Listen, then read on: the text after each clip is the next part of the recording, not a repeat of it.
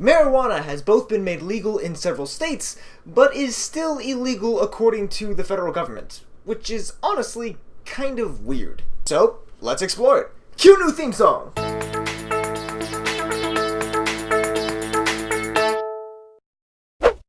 It may appear weird to citizens of other Western democracies how the United States gives a lot of deference to the constituent states and their right to govern themselves. And since I've gleaned over that general premise in 4 different videos, I promise that a more detailed and substantive explanation is coming soon. It's on the agenda. Long and the short of it is that, thanks to how power is divided, it's entirely possible for different laws to be in effect at the state and federal level.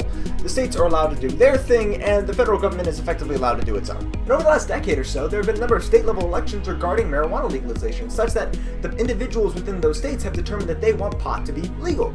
That is, the people in several states have been expressing views that are completely discordant with that federal prohibition on marijuana. A move that, given our history with prohibition, should, really surprise nobody. Some jurisdictions have passed laws allowing marijuana to be used for medicinal purposes, others have decriminalized the possession of the substance, and others still have declared it legal for recreational purposes, including, in this last round, interestingly enough, Washington, D.C. That is the place that houses the organ that has made it illegal for the entire country. So I'm just gonna let that hang for a minute. Yep.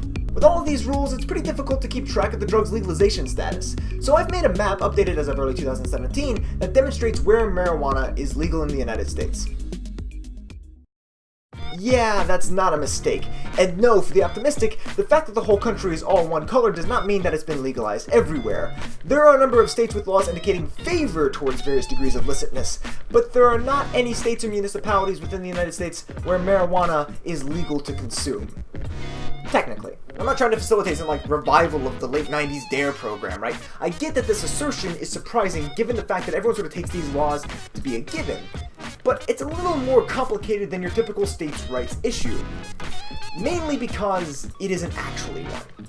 In 2005, the U.S. Supreme Court ruled in Gonzalez v. Reich that the federal government is indeed able to criminalize the production of marijuana, even if it's entirely grown, sold, and used within a single state. The reason is because of the Constitution's Commerce Clause, which holds that the federal government has the ability to regulate interstate commerce and trade. And, for better or worse, this case was extended to those things that can alter the supply and demand forces operating across state lines, not just the transfer of physical goods. In fact, the only reason that we don't see federal officers arresting people in these states is because now former President Barack Obama directed the Justice Department to not enforce the law. And even then, the White House's official website made it very clear that it still considers marijuana to be illegal. It just reserved the right to enforce it. But this raises an interesting question, right? Ignoring for a moment that President Trump has the capabilities to reverse former President Obama's orders just about any given moment, does the fact that the law is no longer being enforced mean that it's no longer a law?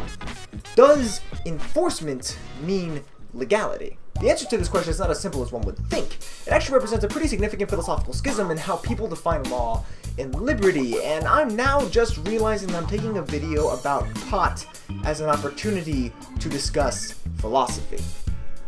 This is a slightly stereotypical, isn't it? In order to really get a grapple on this topic, we first need to acknowledge a fundamental fact about what law does.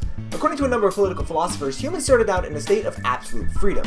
Philosophers like Rousseau argued that this was humanity at its most pure, while others such as Hobbes argued that life in such a time was, quote, nasty, brutish, and short.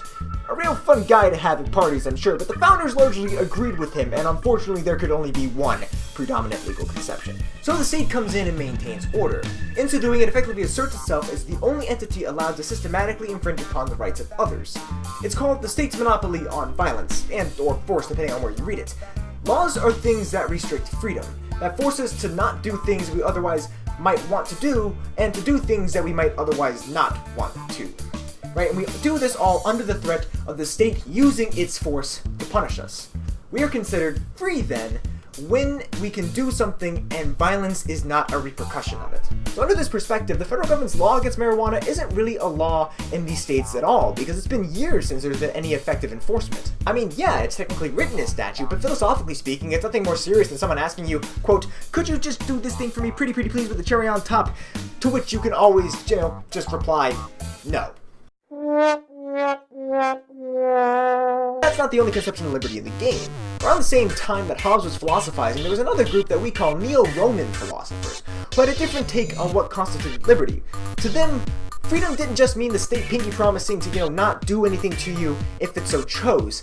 We could not be free if there was even the possibility of force as a means of reprisal against our actions. They had a pretty interesting thought experiment to drive this point home. Imagine a slave who's been owned for several years, but spent all of those years refusing to do the work of their slave master. Maybe because they felt like, as an institution, the whole thing was kind of bull, but we'll ignore their motivations.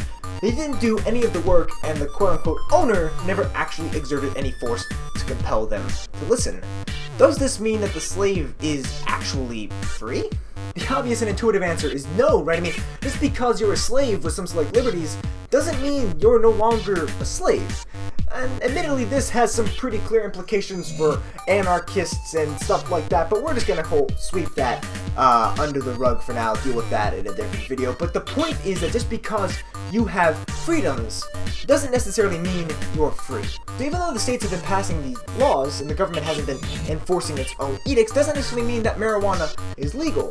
It literally just means that it's illegal and the federal government is choosing to exercise its force through selective inaction. They're simply allowing the states to set up some provisionary stuff in the space that they're leaving open. For now. A lot of the information that this video was inspired by was found in Quentin Skinner's book, Liberty Before Liberalism. I had to read it for an intro seminar into political theory, and it's just so good. I mean, the whole idea that liberty is not necessarily a fixed term, that it was even debated and there were different conceptions, and that our conception now could just really be historically bounded, right, defined by the time and space that we find ourselves in. Just fantastic book. But just in general, what do you guys think? Is pot actually legal in the United States? Which is the best conception of liberty, or is there one that I didn't mention that's better?